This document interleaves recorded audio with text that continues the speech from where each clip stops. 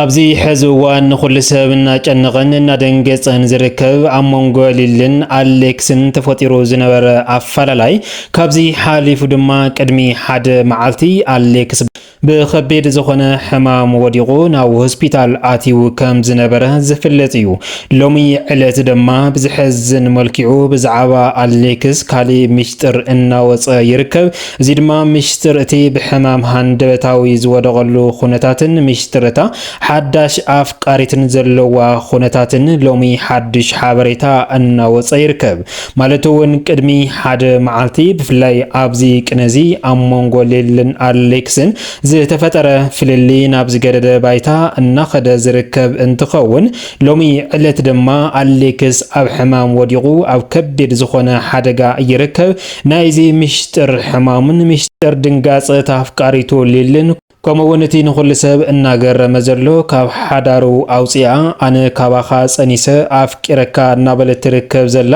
ምስጢር እቲ ፅንሲ ናይ እታ ሓዳሽ ኣፍቃሪትን ከምኡ ድማ ብዛዕባ እታ ሓዳሽ ኣፍቃሪት ሎሚ ዕለት ናብ ሆስፒታል ኣትያ ምስ እቲ ኣሌክስ ዘውደቐ ሕማም ሳውን ምርመራ ከም ዝገበረት ኣብ መንጎ ክልቲኦም ድማ ካሊእ ከቢድ ዝኾነ ምስጢር እናተቃልዐ ከም ዝርከብ ዘሎ እዩ ሓበሬታ እናወፀ ዘሎ። ንሙሉእ ትሕዝትኡ ዝርዝሩ ናባኹም ክነብል ንኸውን።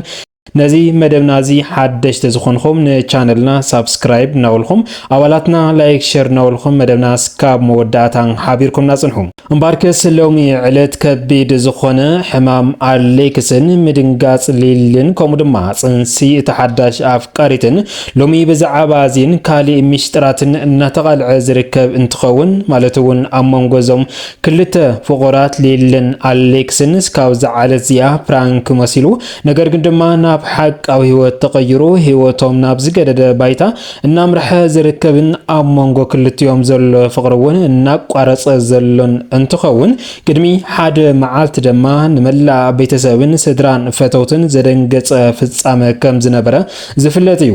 እዚ ኣብ ቅድሚ ካሜራ ዝተረኣየ ከቢድ ዝኾነ ሕማም ኣሌክስን ዓርሰ ድንጋፀ ሊልን ዝምልከት እንትኸውን ሎሚ ካብ እቲ ኣብ ድሕሪ ካሜራ እናወፀ ዝርከብ ዘሎ ምስጢር ድማ ምስጢርታ ኣብዚ ሕዚ እዋን ኣፍቂረካ ካባኻ ፀኒሰ እናበለት ደድሕሪኡ ትዘርዝ ዘላን ካብ መንጎ ሓዳርን ፍቅርን ፈሊያቶ ዘላን ቤቲ ወይ ድማ ቤተልሔም እታ ሓዳሽ ኣፍቃሪት እውን ከቢድ ዝኾነ ምስጢር ከም ዘለዋን ናይ እቲ ኣሌክስ ሕማም እውን ምስ እዚ ዝተተሓዘ ጉዳይ ከም ዘለዎ እዩ ሎሚ ሓበሬታ እናወፀ ዝርከብ ዘሎ። ኣሌክስን ሊልን ከም ዝፍለጥ ንንውሕ ዝበለ እዋናት ተፈላለዮም ዝፀንሑ እንትኾኑ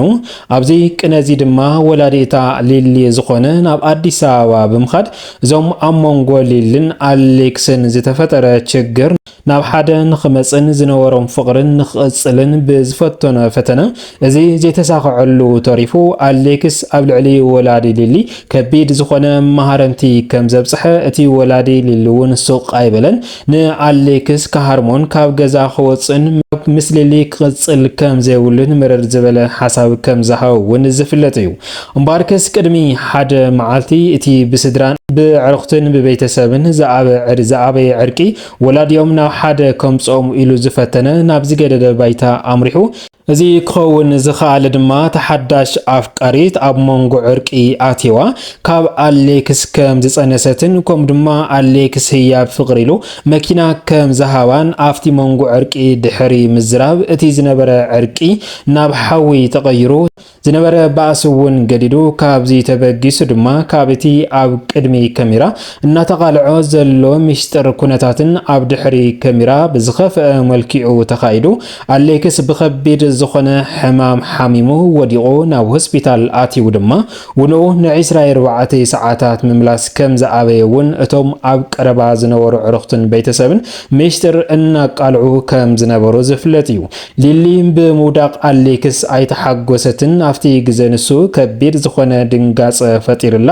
ሒዛቶ ዝነበረ ህፃንና መሬት ብምድብራይ እቲ ህፃን እውን ከቢድ ጉድኣት ከም ዝበፅሖ ኮታስ ኣፍታ ግዘሳ ዝነበረ ድንጋፀ ንኩሎም ራዕዲ ፈጢሩ ዝነበረን ኣሌክስ ናብ ሕክምና ድሕሪ ምእታው ሊሉ እውን ብድንጋፀ ናብ ሕክምና ከም ዝኣተወት እዩ ሚሽጥራት እናተቃልዐ ዝነበረ ማለት እዩ።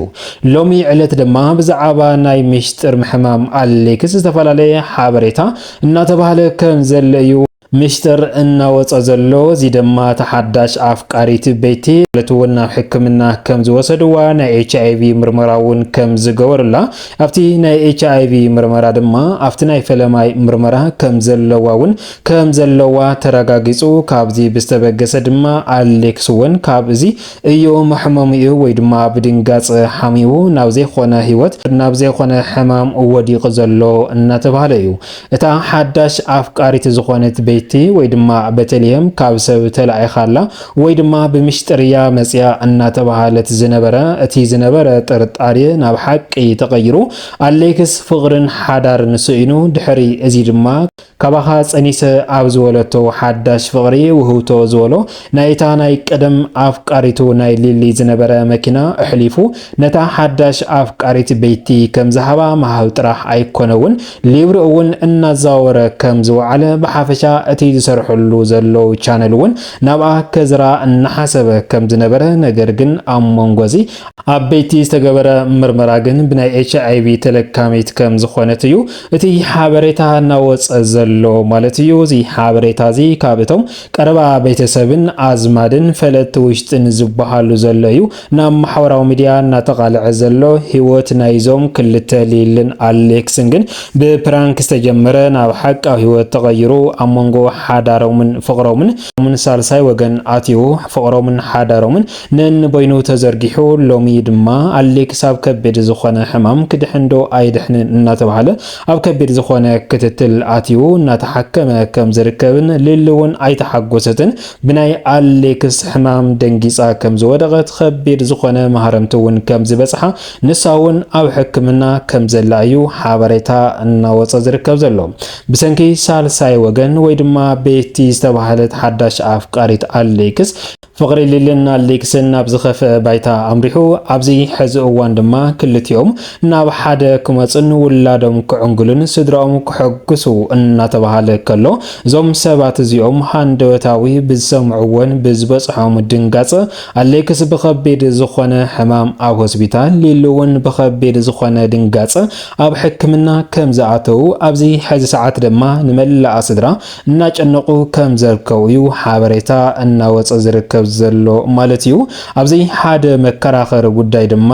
ጽንሲ እታ ሓዳሽ ኣፍቃሪቱ እውን ብወላዲ ሊሊ ዝኾነ ንክትሰዶ ዝተፈላለየ ሓበሬታን ምኽርን እኳ እንተሃባ ተሓዳሽ ኣፍቃሪቱ እውን እዚ ጽንሲ ክትሰዶ ኣይኻለትን እምበኣርክስ ናይታ ሓዳሽ ኣፍቃሪ ጽንሲ እውን በቶም ስድራ ሊልን ስድራ ኣሌክስን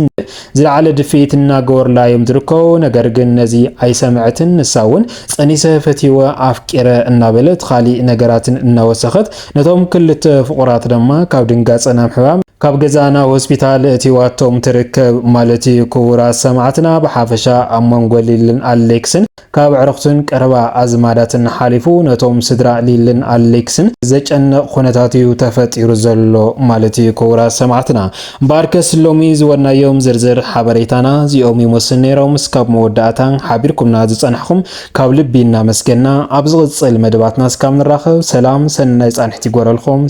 ሰላምታ ይናኣኹም።